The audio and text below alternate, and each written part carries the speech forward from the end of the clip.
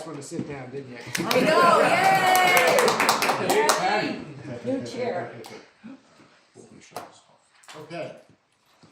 We have, I'll call the meeting to order. We have a quorum, we have one board member not here, She's online. but she's online, yes, that's Mary Mack. So she's dialed in. We have Greg Whitbeck and Lucy Monahan here, as well as some other residents who, Pat Breslin, someone else back there we haven't signed in. So with that, let me call the meeting to order and ask for a motion to accept the consent agenda. So move. Second. Any discussion? All in favor? Aye. Consent agenda is approved. We move on to reports. We're starting with Tony Marino, the president of the club. First of all, thanks for having me. We have a couple of ex-presidents from the board, so it's been busy. We have our first board meeting this coming Friday. We've been organizing a couple of things that are going on. Our board is agreed that whatever you all do with your standards on the micromobility, we are going to duplicate exactly what you're doing. We've got a couple of people that we're going to add on the committee, but we want to make sure that we're in 100% lockstep with you guys. Franklin Creek, so you know, is moving along. You guys have been very gracious in allowing us to park on the one street, and we're trying to keep the people out from between those parking signs. We've actually had some staff go out there and talk to them. Tim back there, if you want to, if they can do it, ticket them, teach them a lesson. I'm serious, you know, follow the rules. You actually get a warning first, I think, because Okay, I had one. but you know, we want to make. Wait a minute. Not this year. Okay. No, seriously, we just want to make sure that everything that Patty and Mark started last year with our joint committee, that we improve upon this year, that we work even more closely together.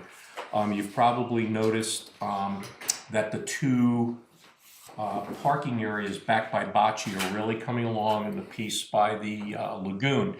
We're expecting in the next 3 months at the worst, we're going to be parking neutral. And we'll have the same amount of parking spaces that we had prior to the start of the project. Now it'll still be a mess up by the pickleball area, but you know, we're going to be asking our staff to park in the way back. We have had some member standard issues. Some of them have not been our members. They've been grandchildren of members of the club who are currently they live at the landings. We have video footage of kids doing wheelies on their going the wrong way. We've had the one young gentleman, grandson, his father's not a member, ripping out shrubbery. We're dealing with that. We're dealing with the grandfather who is the member. And I don't know if for the members of the club, and you probably saw a letter from Stephen Freund about behavior. You know, we're taking it seriously that, you know, it's just culture needs to improve, and we're really behind it. We're working with our club, Our Future, just to let you know what's going on. At our last meeting, one of the biggest things that's going to be coming up is our wellness area, and in the Oak Ridge area for parking. There's been a lot of talk about building a new pool, redoing our pools, so I'll keep our joint committee up to date on what we end up doing with that. I'm trying to think of anything else unless you guys have any questions for me. It's really the big projects that's been going on has been the Franklin Creek, which has affected parking and going. We are in the process. Patty sent me a nice article on the water. What was it? Rob. Sorry. So I mentioned him earlier. So that's already been given to Chris Steigelman, who's on the water committee. He has actually forwarded it on this morning to Davis Love, who's going to be doing who's our architect. We'll be signing the contract with him shortly. And as we get closer to the project, we'll make sure you guys are up to date, because there's a bunch of houses that are on the course that aren't members, and we just want to make sure we're being good members. So we just try to keep everybody updated. And I do need to find somebody for the water. I've reached out to 16 people as of this morning. I'm just having trouble, but if anybody knows a club member that might be interested, throw them my way, because it's important we have a member on there. And that's kind of it. Any questions for Tony? Doesn't have to be about that, anything about the club you're interested in, more than happy to. Okay, thank you, Tony. You're welcome to stay, but if you have other meetings you have to go to, we understand. Thank you, but Yeah, No. you don't even have to say. Thank it's you, like- Tony. it's like, no, I do appreciate it, but yeah, I didn't know when retirement you put in 45, 50-hour weeks. Yeah. Thank you, guys. Thank you, Tony, Thank appreciate you it. so much. Okay, we turn it over to Carl for general manager and staff reports. All right, I have a few things to report, and then we'll get into staff. One thing is just a reminder, we have our annual meeting February 24th at 7 at Palmetto, so we invite everybody to attend then. We will have our annual report out before then, we're working on it now. Shortly, we will have our annual dues statements out. Once again, we'll have the quarterly and annual and monthly options available to pay on that. They're at the printer right now, so we're coming along on that. Speaking of annual dues, we will have a vote later this spring, so we've been doing some information going back to last year, and that will continue moving forward. And Deer Creek Gates, we can move forward. We have a bid we're working through with our local vendor right now on that. Have some questions going back and forth, but meanwhile we've been staffing it. We made some electronic improvements on it as well, and including replacing some power and our ground loops, and everything's been working very smoothly right now. Thank you. A lot of knocking going on. The staffing is a backup, so hopefully we'll keep that going, and we want to get that system replaced in the next couple of months. So we're working on that as well. So just Yes. to make a point, so the plan is that by the 31st of March, we have that Deer Creek gate, the new gate installed. It's installed because we tested it, we're happy with it, and that then becomes the gate that we'll then, we'll have two more this year, one at the other Deer Creek. The other Deer Creek and Oak Ridge. Oak Ridge. Yes. Okay. So that's our test gate to make sure we work through any malfunctions or whatever issues may go there, and then start rolling out the other one. So yes, that'll be our new standard that will then roll out to all 7 gates that we have. So we're finally getting there, so that's exciting. And speaking of finally getting there, Sean has an introduction to make as well, so I wanted to turn it over to Sean. So, good news, Brad McCown. I always say it wrong. That's Day 2, yeah. Came back for a second day, so I'm new natural resources manager. That's a good Yeah, so he's got a really great background. It's really kind of fitting the positions. Worked in the energy, utilities realms, done some aquatic work, landscaping management with a large landscape capital. And so been a great fit. We're lucky, I guess it was kind of Dominion Energy area, brought him down here. He liked the area so much, he didn't want to relocate, and so we were able to snag him up. So you'll see us running around quite a bit, trying to offload as much information onto him as I can in a very short amount of time. So It's working. yeah, if you see him kind of with his smoke coming out of his ears, it's he's trying to process everything we're Why doing. don't you say what his title is and what his He's going to be the natural resources manager. And responsibilities? so responsibilities include our USDA contract, our landscape contract. Right now we do the residential tree program and all the common property maintenance, lagoons, permitting, so, and a couple other hats that we'll throw on that he doesn't know about yet. So you heard USDA, what does that include? Deer. Deer. Deer. That's Yeah. Lucky man. right. Poor fellow. Well, he came back for day 2, so that's. We sometimes lose him at lunch, so we did well enough. So thank you. And, Shackles helped. Yes. So again, welcome aboard. Thank you. I appreciate the opportunity. I'm looking forward to it. Yes. All right. Does anybody have any questions for me? All right, let's do Jessica with the monthly financial report, please.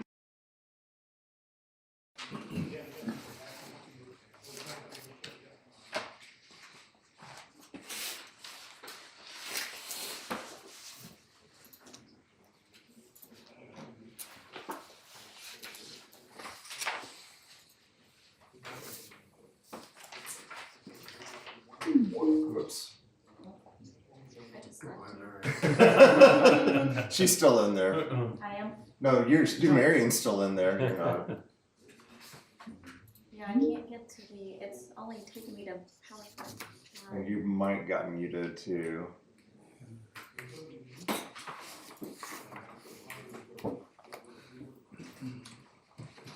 It's there, yeah. Yeah, that should go. I wonder if Did they do an update? They did on Friday. Yeah, that's what it is, it's probably on a new area. close out and try to do that. It is. I love Feed First. I'm very tech savvy anyway. You're doing great. Yeah, the update made some challenges for Brad's onboarding. Trying to get all that fixed. You just wanna ask the IT folks, tell us how much money you need to leave our system alone. Yeah. We'll pay you, don't touch it.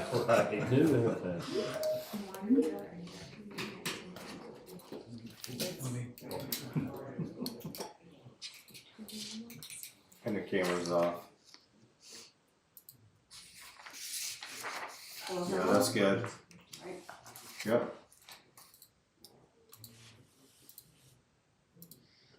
There you go. Yeah, just, yep, gotta do that update. Yay. Thank you.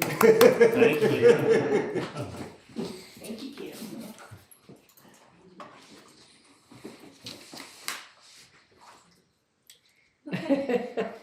When you joined, Larry, just then that created an issue.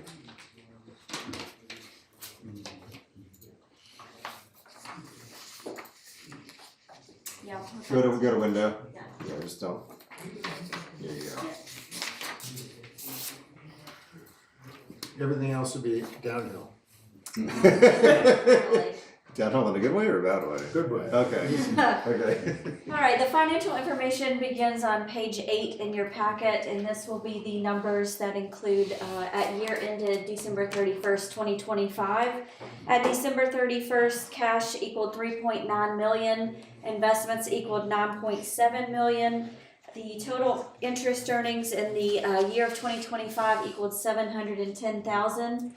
A record year for TLA that surpassed last year, which was also a record year.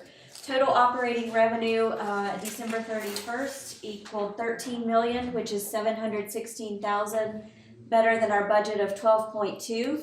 Total operating expenses before depreciation equaled 12.8, which is 316,000 more than our budget of 12.5 million. Net operating revenue over expenses equaled 167,000, which is 400,000 better than our 2025 budget stated. Some of the main drivers for the 400,000 better than budget were the architectural review fees. We saw an increase of 12% in review applications in 2025 over 2024. Our annual and daily passes on the vehicle registration performed better than budget and also better than 2024. Our Comcast revenue share, finance charges, we did have a large tree violation within the community in 2025, and also the resale disclosures that buyers pay when they buy a home into the Landings community. On the expense side, our federal tax liability was less than we projected, and we don't project to have a federal tax liability that is owed for 2025, payable in 2026. The office supplies, equipment, mainly due to the vacuum trailer that we purchased being less than our budget. Contingency expenses, this is mainly reserved for weather-related incidents, and we were lucky in 2025. We just had minimal impacts from a snowstorm last January. And engineering services performed better than budget due to a couple of projects that were moved to a different year, one being the Marsh Tower observation deck, and also plans that we had to have studies done at the main gate. Staffing performed more than our budget, mainly due to security. That department was budgeted at 90% full staffing, and we have moved that to 95% budget of full staffing for 2026.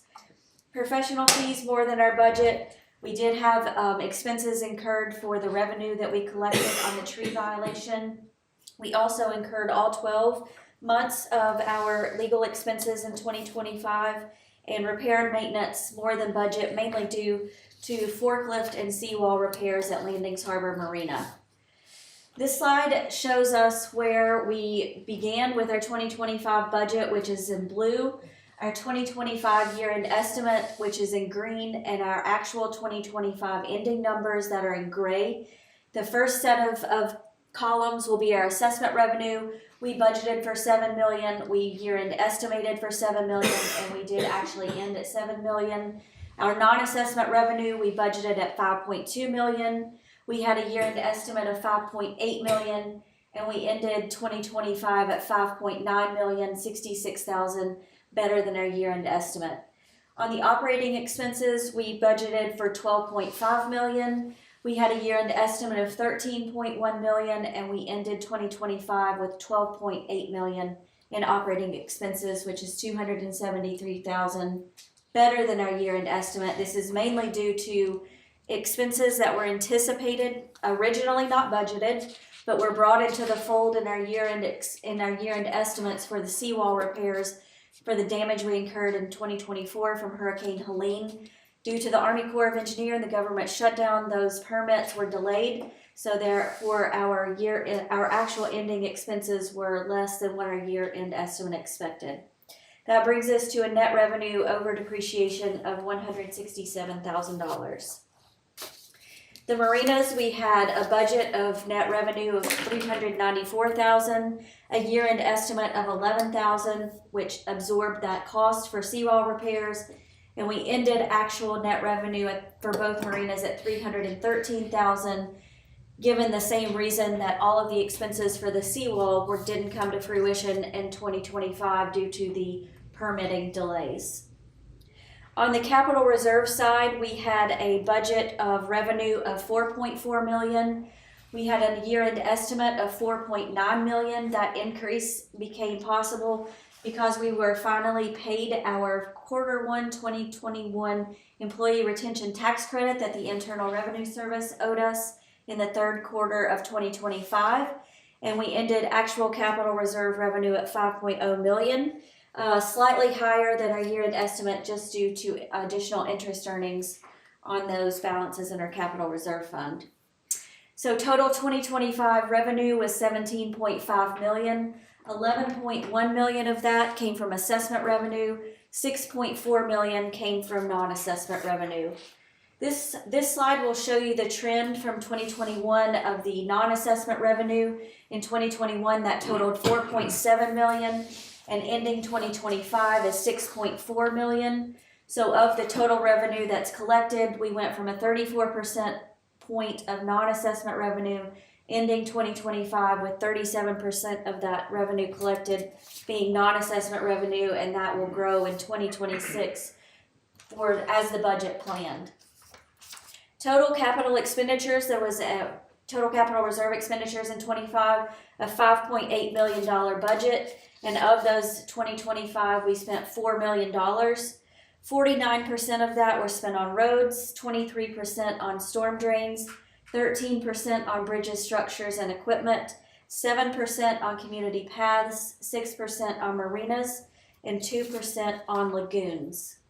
We did complete several projects throughout this year. Some of these started in 2024, completed in 2025. Of all of those combined, $4.3 million was their budget placements, and total cost came in at $4 million, which is $304,000, better than those budgets for each of the categories that were completed. On the capital reserves, when we look at our budget, we had, again, a $5.8 million budget. We had a year-end estimate of total cash outlay of $5.4 million, and our total cash outlay came in at $4.6 million, which is $792,000 better than our year-end estimate. There are two main categories that cause this variance. It's our marinas and the lagoons. The delay on the dry stack projects allowed us to keep some of our cash that we expected to expend in 2025, and also lagoon structure number 2 project was carried forward to 2026. We ended members' equity 2025 of $13.2 million. That's an increase of $443,000 since the beginning of 2025. Assets equaled $25.5 million, 13.6 of that in cash and investments, 8.9 in property, plant, and equipment, 2.8 in other assets, which include our accounts receivable, inventory, prepaid expenses, and also our investment in our subsidiary, which is the Landings Real Estate Company. Liabilities and equity equaled $25.5 million. Deferred revenue equaled $11.6 million.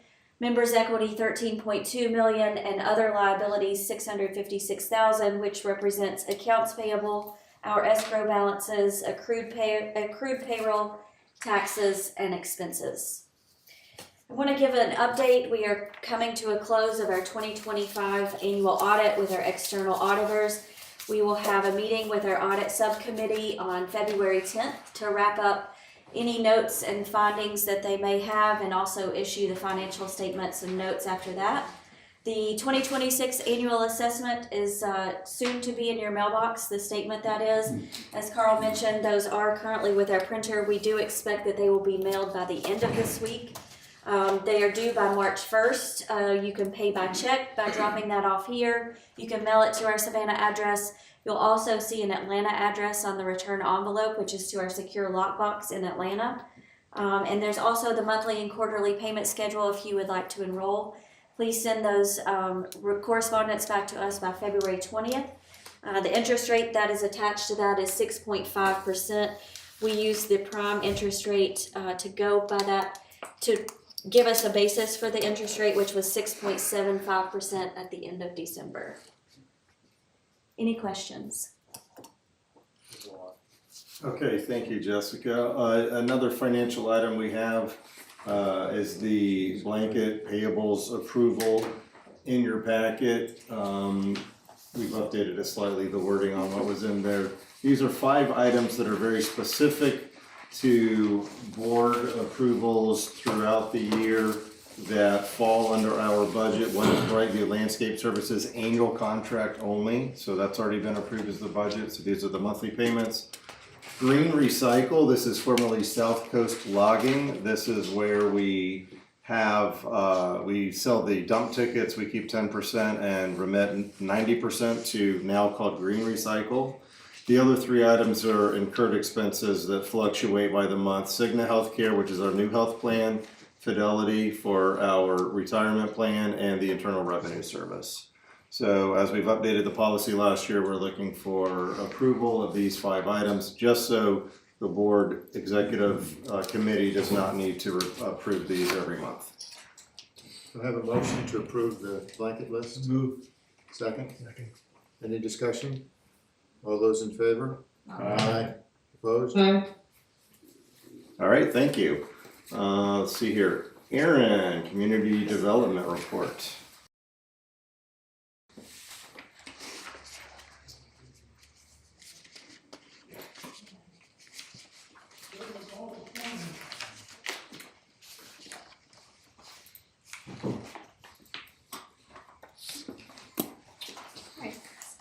Good afternoon. I'm happy to be here to present to you the December 2025 Community Development Activity. To start off with, we can go over our permits issued by month. So in the month of December, we had 108 permits issued versus 2025. I'm sorry, I have a typo there. It was 84, not 184. So apologies for that. What we did see over the year, though, was that there was a 12% increase in permitting in 2025. Putting us at the highest permitting we have ever seen. We ended the year with 1,494 permits issued. Permits for what? For architectural projects. Like remodel? Yeah. Thank you for that question. In terms of our applications presented to the Architectural Review Committee. We also saw increases. We had 35 presented to the ARC in December versus 21 the year before. Overall, throughout the year, we had a 32% increase in the number of applications seen by the committee. It was not the highest we had seen. That was back in 2022. However, it was quite high, just off by about maybe 20 or 30 applications. So lots of redevelopment activity resulting in lots of investment in the community. When we look at our summary of construction activity, we had 13 homes completed year to date. One was completed in December. We had 1 new homes break ground, so we have 14 active new construction sites currently. 2 major improvements, 72 minor improvements, 24 dumpsters, 1,000 porta-johns, and 8 permit extensions. We are continuing to see that number trickle down, which we are glad to see. It means that projects are finishing within the timeframes that they're scheduled. In terms of trends observed, we wanted to revisit this because back in February, we projected that we were going to have 104 generators permitted in the community based on the trends that we were seeing. As you can see, the years prior, we saw some fluctuation. 2024, we started to see some increase. We projected we were going to be at 104 by year end, and we were actually at 160. So significantly greater activity installing permits, or installing generators in the community than we had even expected. So with that comes lots of interesting challenges, especially with those that go before the ARC, because they are considering lots of things like how's the noise going to impact neighbors, what is the visibility of it. Some of them are required to be up on stands, so there's lots of discussion on those topics. In looking at the private property maintenance violations, we had 3 in December versus 5 the previous year. These numbers in December typically are lower because during the holiday season, we continue to do inspections. However, we don't notice residents at the time because lots of people are gone for the holidays and things like that. To make it more effective, we usually hold off until around January to start to notice people on those. But we did see an overall decline in the number of private property maintenance violations. Part of that is also because we had an inspector leave, and so we had a few months where we only had 1 inspector and a new inspector training up at the end. At the end of the year, we closed out with 150 private property maintenance violations. That is what we projected for the year. So even though we were lower than the previous year, we still had hit the projection that we expected.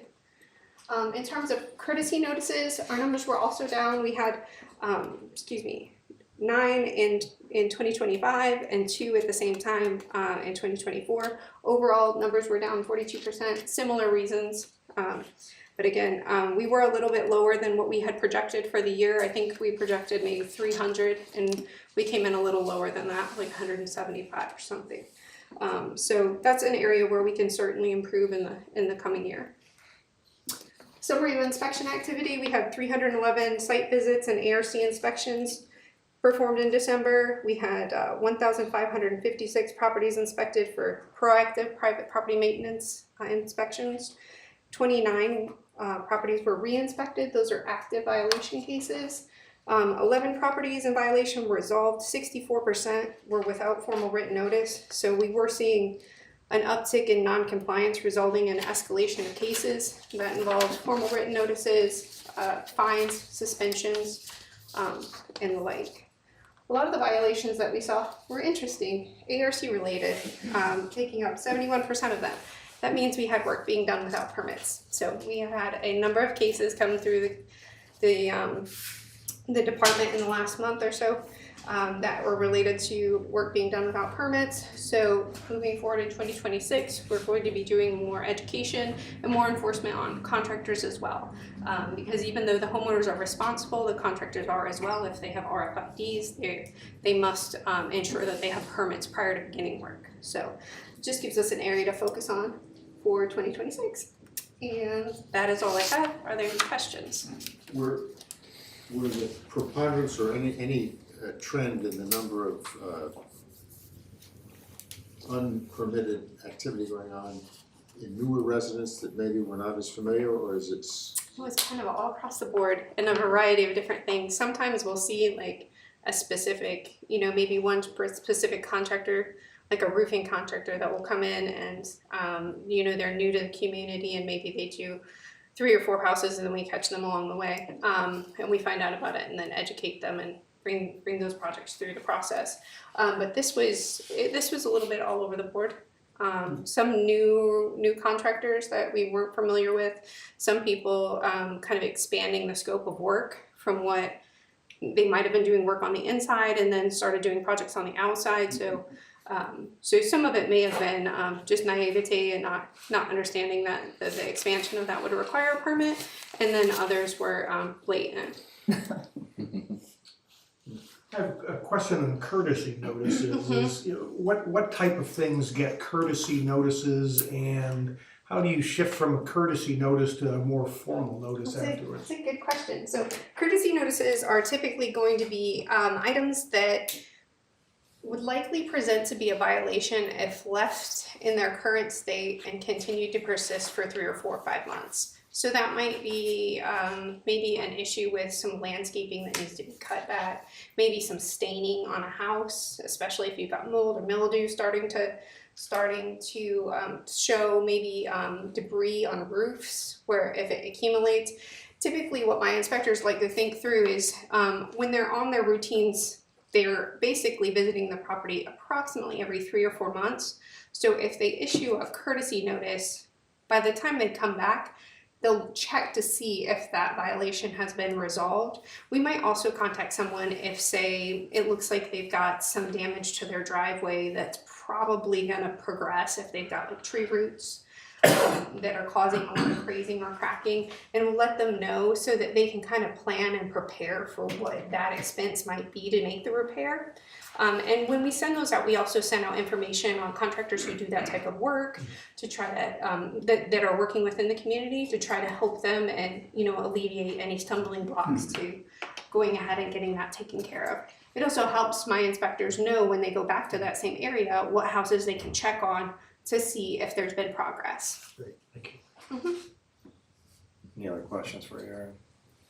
Okay, one item we had on last month we need to do again is the suspension of membership privileges for 4 Little Lane. This is the house that has exterior belongings that need to be put away. We were informed there was going to be a mover coming on Saturday to take this off to storage. That didn't happen. Aaron's team re-inspected again this week, and the fending materials are still outside, so we are looking for an approval for another 30-day suspension for the owner of 4 Little Lane. We have a motion, So moved. A second? second. Any discussion? All those in favor? Aye. Opposed? Motion carries. All right, thank you, Tim. With security. All right, let's see if I can figure this one out. Oh, sorry, Tim. Should have got that. Go ahead, leave.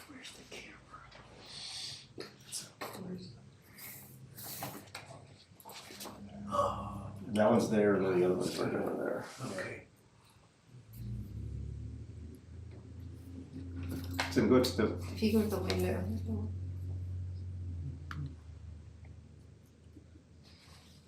There you go. okay, that's fine. Yeah, did I already go ahead one? Mm-hmm. All right, how do I just view the whole thing? Not in PowerPoint Live, you can't, Tim. You can't? It's, We're good. All right. Is that all right? Mm-hmm. All right. So, overview for the security statistics for December. Presentation. As you can see from the graph here, we went down in part 1 crimes, however, up in burglaries and thefts. Vandalism was down and trespass was up. The part 1 crimes that were recorded, we had a larceny from an auto. It was unlocked. There was a bag that was taken out. $2,000 in cash was stolen from it, but the other contents of the bag were left in it. And we had a theft from a package, and the package contained an iPhone that was taken out. Golf cart violations, overall just 1 for no cart and no cart zone, as well as 1 for the unlicensed driver. And again, inclusive of all of the golf cart violations. Shellwind, actually the Guardian Pro, we had it in 2 different locations. The first one was Shellwind from the 1st of December through the 11th December. You can see the stats there, 33 violations in the 42 to 47 mile an hour bucket and 4 in the 48 to 52. And then we moved it over to Bartram Road. We had a significant number of, obviously it's a busier road, 147 violations in the first bucket, 6 in the second, and 2 in the third. Unfortunately, that particular roadway, Michael reported there was a 51% increase compared to that same area last year at this time. So On Bartram. Bartram, yep. So people were in a hurry on Bartram. Warnings issued again. The board approved warnings for non-safety violations. We issued 53 last month. Citations issued were down from 17 to 12, and of course the money followed that, down from 1,200 to 750. The citations that were issued, as you can see, a huge majority of the pie there was for overnight parking on the street, and again, we went back to warnings for those. Appeals committee heard 4 appeals, all of them speeding, and all of them were upheld. Basically, departmental overview, and again, I'm working with Chatham County Police Department just to make sure our figures are right, but we had basically an overall decrease in Part 1 crimes for 2025 compared to 2024. So that's good news. Any questions? Tim, any more on this check fraud stuff? No, I got a call into the United States Postal Service master. Yeah. Haven't got a call back from him, but what she's referring to is checks are once again being washed. They're being taken out of personal mailboxes as well as, the blue USPS mailboxes. Right now, it looks like they're targeting IRS, Georgia Department of Revenue, and the county tax, checks and things like that. Right now, the input that we got is the amount is not being changed. It's just who it's being paid to. So somebody just perusing over their statement saying, okay, I'm mailing Uncle Sam $10,000. Okay, there was a check for $10,000. Well, it didn't go to Uncle Sam.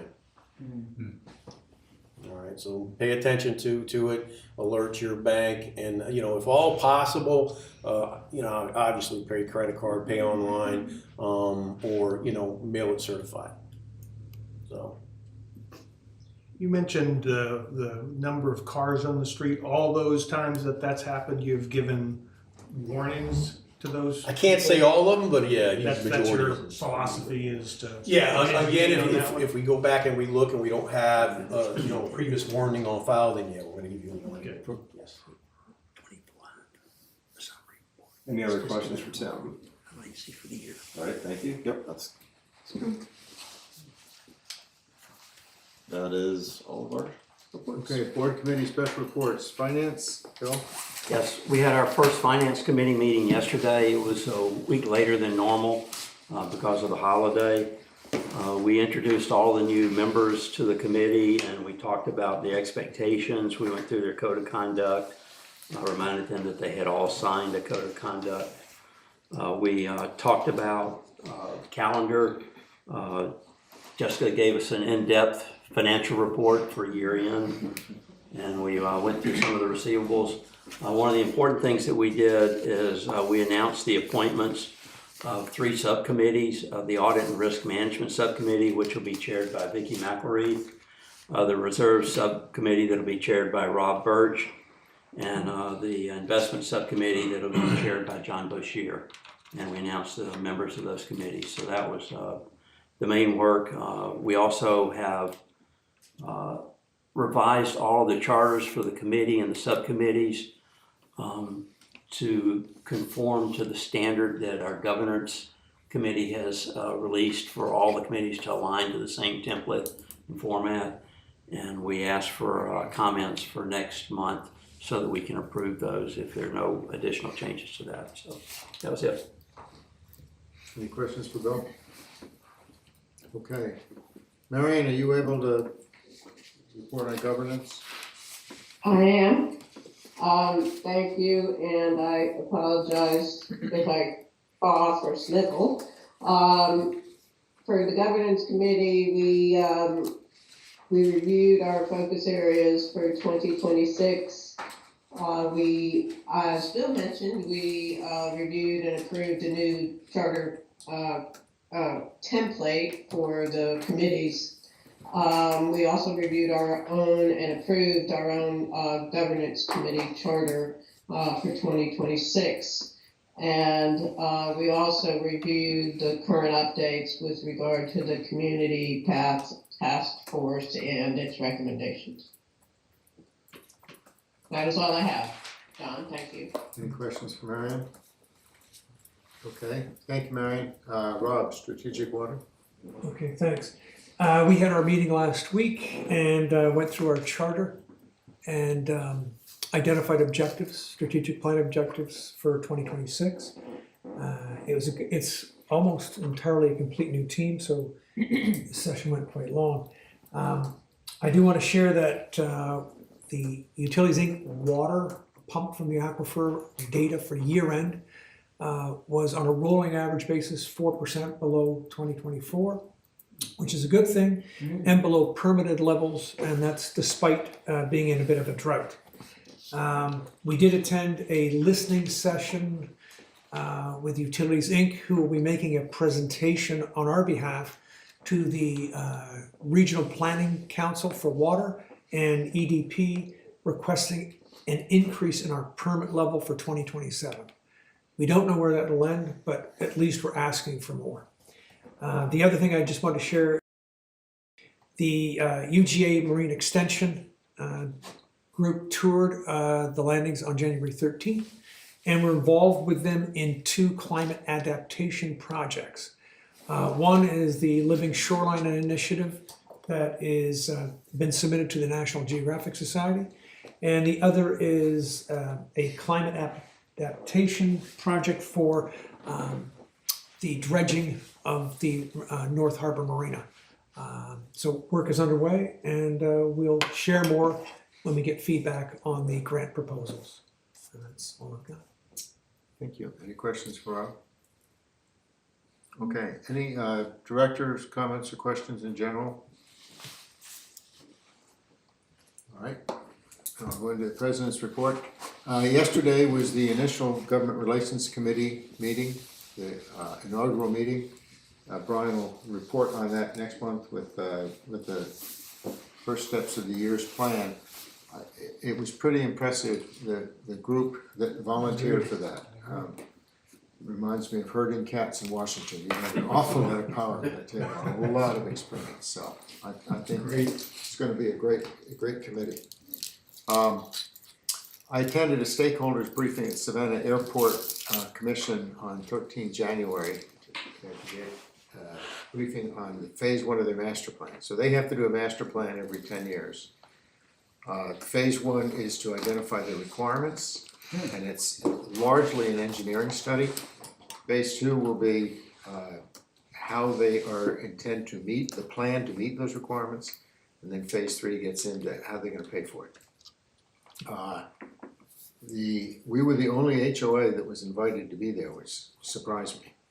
I was sitting with the mayor of Pooler on one side, Mayor Tybee Island on the other side. A lot of government folks there. Buddy Carter's office rep was there, rep from Georgia Southern.